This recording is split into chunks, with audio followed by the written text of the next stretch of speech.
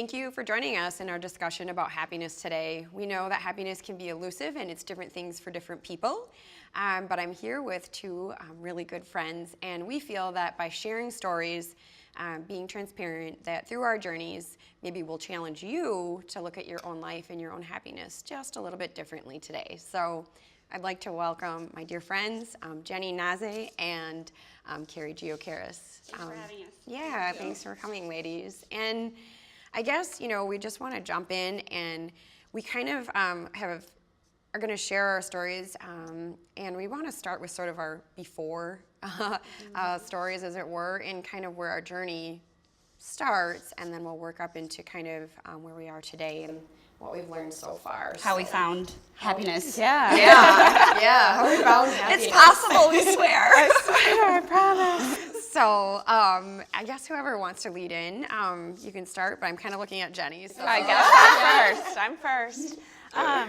So I guess growing up, I had, the normal childhood. I grew up the oldest of 4 girls. If anybody would have asked me growing up what I wanted to be when I grew up, I always said a mom. I always played with the dolls, and I was going to be a mom, and I wanted to be a teacher. I guess my before story really would go back maybe 5 years ago. I, from the outside, looked like I had everything. I had a great marriage. I had 3 amazing, beautiful children. We had a great house in a great neighborhood. My husband and I both had good jobs, and we had it all. She checked off her boxes. I checked my boxes. But on the inside, I would go to bed at night and think, oh my God, what am I doing? And I would wrestle with that. And social media really played a part in that and would tell me, okay, you're a mom and you need to do this and you need to have great parties and you need to, have the best Pinterest snacks. Yeah, the snacks need to be just right and the lunches need to be just right, and you need to make home-cooked meals all the time, which I didn't. And your house needs to be a certain way, and you need to be involved in everything and give back to the community. So I did all of that. And I ran myself ragged, and I was running a rat race all the time. And I would get up in the morning and drop my kids off at school and go to work. And then I remember following you on, we were friends on Facebook, and I'm like, oh my God, she's here and here and here and here and here. Like, what is she doing? Yeah. And people would say, I can't believe that you can do it all. And I would say, yeah, either can I guess. But I figured that that's what I was just supposed to do. And on the outside, I looked like I had everything. And on the inside, I was really a mess. And it was hard. When you say mess, was it what were the symptoms of mess? Mm-hmm. Well, I guess for me, it was just that I would do everything for everybody. And then at the end of the day, even though that was what I loved doing, and I loved giving back to the community and doing benefits for people and volunteering in the community and going to networking things, and I was busy making a name for myself, but I wasn't taking care of myself. And so at the end of the day, I was smoking a lot. I was drinking on the patio at night, and negative thoughts, and yeah, lash out at your loved ones. Right, I was yelling at my kids, and I don't think that that's on Pinterest, but that's what I was doing. I was busy making the Pinterest snack, but they were touching things that they weren't supposed to touch, so I was lashing out at them while I was trying to be the perfect mom. Yeah. And that doesn't go together. So I was really kind of a hot mess in the middle of it all. Even though on the outside I looked like I had it all together because on Facebook, that's what I had. Yeah. And that's kind of how my life was too. It was on paper I had it all too. And I remember sitting in therapist's office and they're like, and people would always tell me, why are you depressed? And you have everything. You grew up in a well family, your dad's a surgeon, you're the youngest of 4, and I was good in athletics, and I was popular and good at sports and academics and all of those things. And and I remember I was the only girl on the guys' soccer team in Green Bay, and that's what people knew me as. And I kind of put all my eggs in that basket. I was always trying, and I had so many friends, like all the socials cliques, and and the pressure to keep that all together and look perfect, and But you did a good job of it because I was in school and I thought you were like the be all end all. oh god, And I never knew. yeah, and so then you know that feeling, you come home and you find it's exhausting living those lives, and that's that where. Then I always tell people, like, when you're depressed and anxious and all of those labels, and I had all of those labels, every one of them, all those diagnoses, and it's exhausting. And when you are trying to keep up with that rat race and to be everything, you're not releasing all those good chemicals. You're trying to be something else, and there's actually studies that show that when you aren't using your innate gifts and talents, your brain has to work 100 times more.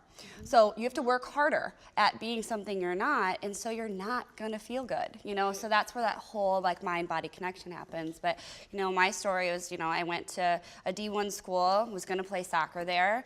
First day, blew out my knee, and it was the third injury on this leg. And I remember it was just my turning point. I remember like falling on my dorm room floor and being like, who am I? This is like, I completely lost my identity.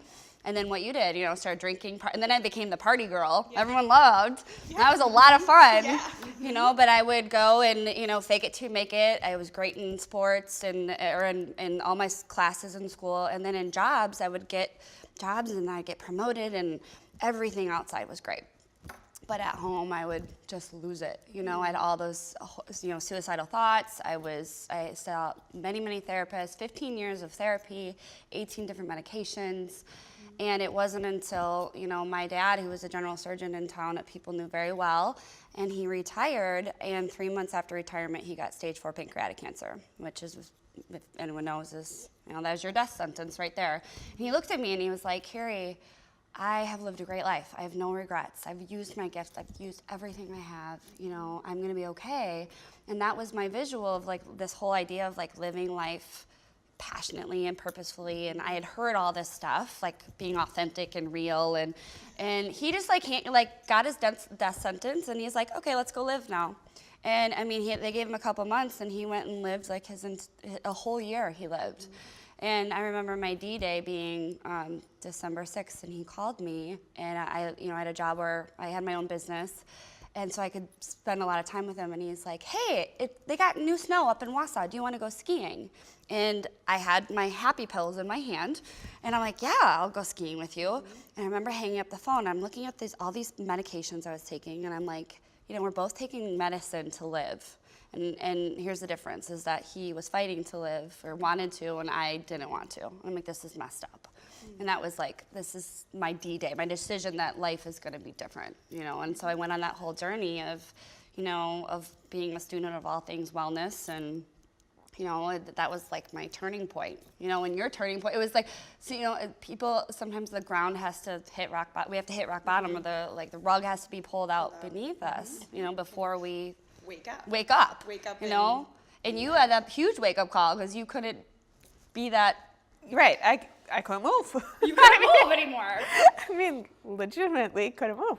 I think for me, I resonate with a little bit of your stories too. And I look at it like I had checked the boxes. I had gone through life really saying, if I do this, then I'll do this. I remember going to sleep at night and thinking, oh, what's next in my life? So I was so excited to get married and so excited to then have kids, and I've gotten 2 degrees, and it's like if I could just do this. All the letters behind your name. Oh, I do, yes. Yeah. And then I went back, new career, always moving up. But that was actually repeated in the small aspects of my life too. So to be mindful, to be in the moment, to be joyful.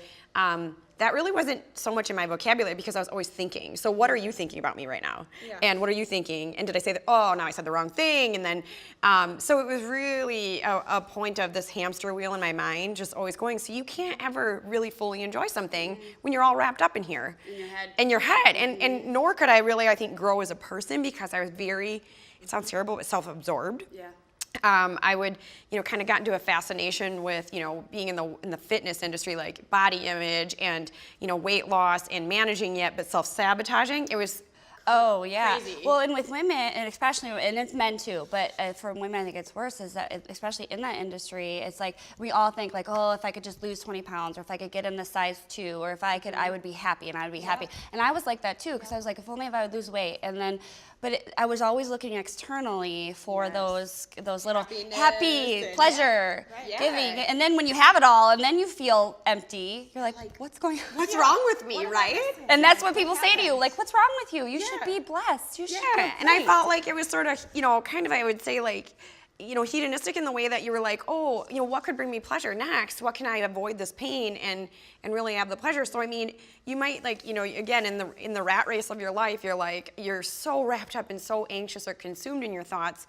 On the weekends, it's like, oh, go let loose, be the party girl, and then Numb it all. Yes, and then they'll circle back on Monday, the shame. And then it feels you're horrible on Monday. Yeah, and then you're a fraud. I mean, especially in the wellness industry too. You're a fraud. You ate that. You did that. You didn't lose the weight because you just ate cheese curds at 2 in the morning. Right, And it's on Facebook. Yes.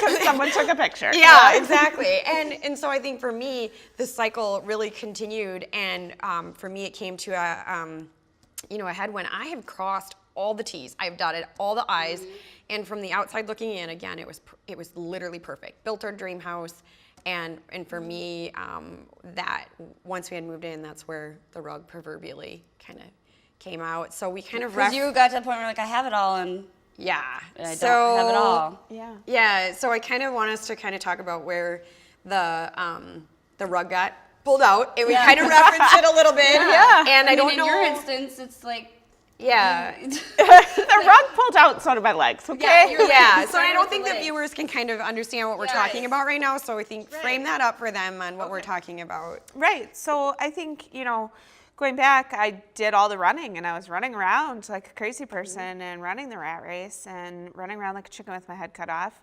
And I thought that's, what I was meant to do, and So that you was planned my the perfect purpose. birth- Yeah, planned the so I perfect- planned the perfect birthday because that's what I was supposed to do. And we went down to a hotel. It was Bella's birthday, and I was working at the hotel, so she got to invite 12 girls. And on the way back from the hotel, the next day, girls come with a lot of stuff. And I had the van jam-packed full of stuff and presents and sleeping bags and everything else, and there was no room for kids. So Bella was in the front seat, which I never, ever let her do. And I did on that day. And we were driving home from Seymour, and we were on 54, and the cars all backed up in front of me. And so I slowed down. I was going about 20 miles an hour. I wasn't on my phone. I wasn't doing anything I shouldn't have been doing. And all of a sudden they stopped, and I wasn't going to be able to stop in time. So in that split second, I made the decision that I wasn't going to rear-end the guy in front of me and cause a big chain reaction. I wasn't going to turn to the left and go in front of an oncoming car, so I was going to go in the shoulder. And what I couldn't see, because it was all overgrown in August, was that it was a big hill. So my van went down the big hill, and as it did that, it then came back up and went airborne. And by coming and landing flat, which by the grace of God we did land flat, it was sideways in the air at one point. And so when we landed flat, I did what all moms do, and I leaned over and I held Bella back. And by doing that, my spine went from straight to turned or tilted. And when we landed, the impact broke my spine at T11 and instantly paralyzed me and took my legs away. So no more running. And in that split second, I knew that I was okay. And I knew right away what happened. I remember looking down and seeing my really cute ballet flats on my feet that I had just bought for the birthday party. And my foot was just hanging there, and I thought in my head that I was pushing the brake and the van wasn't stopping. So I remember figuring out a way to stop the van without my feet. And I still don't know how I did that, but I did. The kids were all yelling, so I knew that they were all okay, and I said, just keep yelling. And I knew that A, I was paralyzed, and B, I was okay with it. And going back 6 months prior to that, I just had this feeling that something was going to happen to me, and I didn't know what it was. And I went through all the what ifs and what could it be, and could it be cancer? Could it be an accident? What is it? And I knew right away that was what it was, and I was okay with it. And I instinctively, went into mom mode. and coached the kids to be okay with it instantly. And God puts people where they need to be at the right time. And the car that I would have hit was a therapist, and his wife was an RN, so he took care of the kids, and she came over and took care of me, and that was the beginning of my new journey. And trusting that that's where I was supposed to be, and letting God take over. Right. I love that. I love that idea. You know, that Carrie Underwood song is like, Jesus, take the wheel. And that's kind of what happened to me too. And it was like, I made the decision. I'm like, life's going to be different. But then it was, you know, a few months later when we found out my dad was doing this really hardcore chemo, and watching him, I mean, he did more in that year than most people do in their lifetime. Still traveled, scuba dived, skied, did all I these remember things. watching that on Facebook, and I was like, oh my gosh. 2 weeks before he died, we're scuba diving down in Mexico. And he's like, we're going to go on a last trip together. And you know, in February, we found out the cancer spread, and we were just holding on, like, we got to shrink this, and we'll remove it. And then it ended up, it spread, and that's when I just ran out of the house, and I'm running, and in February, and then it's snowing, and I remember, like, I was running so hard that like, the sweat and tears, and I didn't even know what was what anymore, and I just, like, fell to the ground, and just, like, that was, like, my spiritual surrender day, you know, and I looked up at the sun, and I'm like, God, I don't even know who you are anymore. I don't even know how to pray to you. Like, and anytime if you would call it prayer before, it was like, make him live or save him. And it was always like these demands or these requests. And I was like, I just surrendered. I'm like, okay, I'm handing it over. Like, just help me through this. Like, I know that he's gonna die. I know that all this is gonna happen, but I'm just literally handing over control. I'm giving you all of this, and just help me through that. And then I always tell people, like, my prayer was answered. You know, like in that year that he got diagnosed, I lost him, his 2 parents died, I lost a baby, and I had a 3rd knee surgery in that whole, like, 8 months time. And I went off all of my medications. I mean, which is, you know, and I had all those labels of all those things. You can't do that. You're bipolar. You're depressed. You know, whatever. And I'm like, no, I can. You know, and all it took was one person to believe in me. You know, and then I had to learn to believe in myself. And you know, and those labels I had, I put them in a box, and I'm like, that's not me.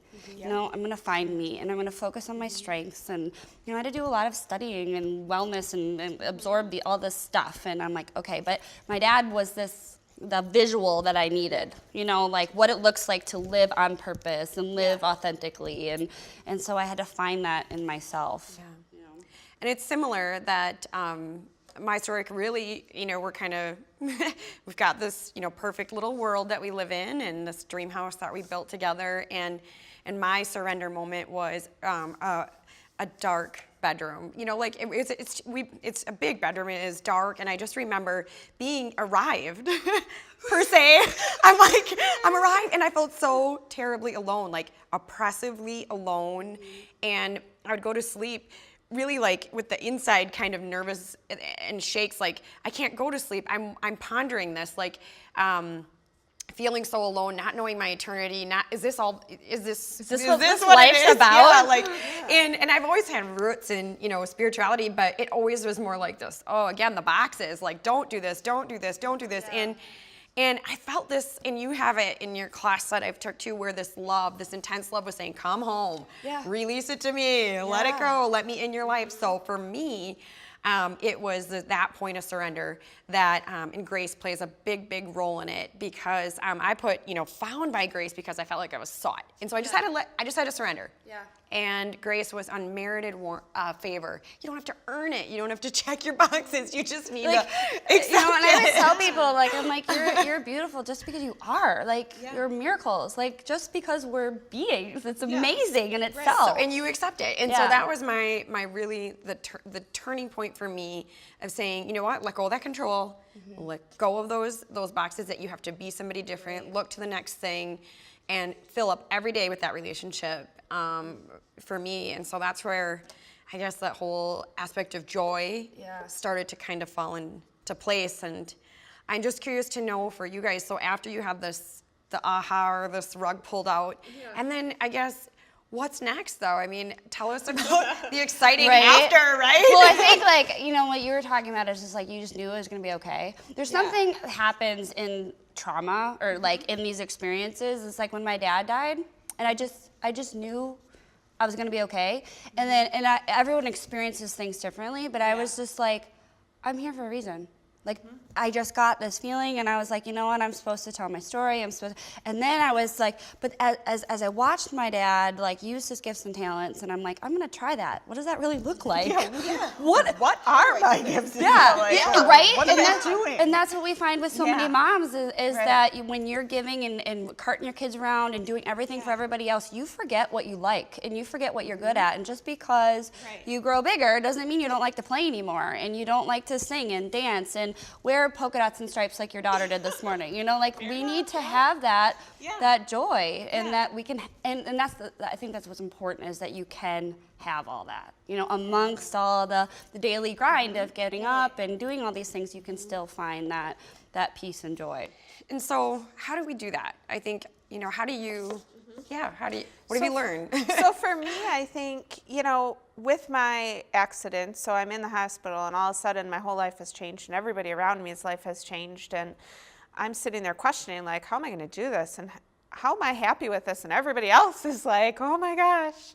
And I just remember saying, I need you to focus on what I can do, not on what I can't do. And so for me, like, I don't label myself at all, and I don't like being labeled disabled. I like calling myself I'm differently abled because I can do stuff. Yeah, absolutely. I think you probably do more than I do, or most people. You know what I mean? Like, it's amazing. yeah. And when you focus on those strengths, you can do more. It Right. gravitates. Right. You know, it's that law of attraction. Like, focus on the good, you're going to get Yes. more good. If you Right. focus on the negative, it's like a weed in like a flower bed. It's just going to grow, or a cancer Right, cell. exactly. You're growing Right. the disabled part, you know? Right. And so I refused to do that. And I think what really came through to me is I needed to be open to trust and I needed to be open to the vulnerability.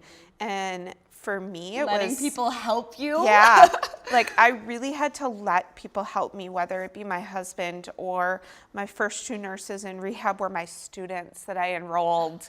You know, that's a huge like, oh my gosh, I need you to like pick me up. And That lesson in vulnerability just brought up a memory for me when we brought my dad home for and had hospice care. You know, he worked in the community for 40 years as a surgeon, and all of these nurses came and took care of him. I mean, these are nurses that worked under him, and they were taking care of him and watching him allow that and accept that. And I mean, I like get teary-eyed just thinking about it. And like I could see that connection they had. It was just so beautiful. Well, and it also goes to the pay it forward thing. So like all of the work that I did for everybody else prior to the accident, you know, my husband and people would be like, why are you doing this all the time? And honestly, I'd be like, sometimes, why am I doing this all the time? But within 4 days after the accident, I had so much support that the community rallied around and remodeled my house. Yeah, They so neat. did a benefit. My friends, my family, everybody was part of it. And at first, I remember saying, no, you're not setting that up because there's kids upstairs that need it more than me. And I needed to be okay with allowing people to take care of me.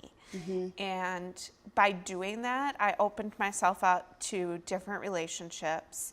And once I had healthy relationships and I was open to others and understood that everybody has a struggle, whether it's visible like mine or it's something internal, everybody has it. Yeah. And if we're willing to share that and help each other, we're all in this together. Exactly. And sometimes it's ugly. Yeah. And I call it beautiful, but sometimes it's ugly, but most of the times it's beautiful. And if we can all do it together, then we can do things that we didn't think we could do. Oh, yeah. So relationships are huge to me, and trust.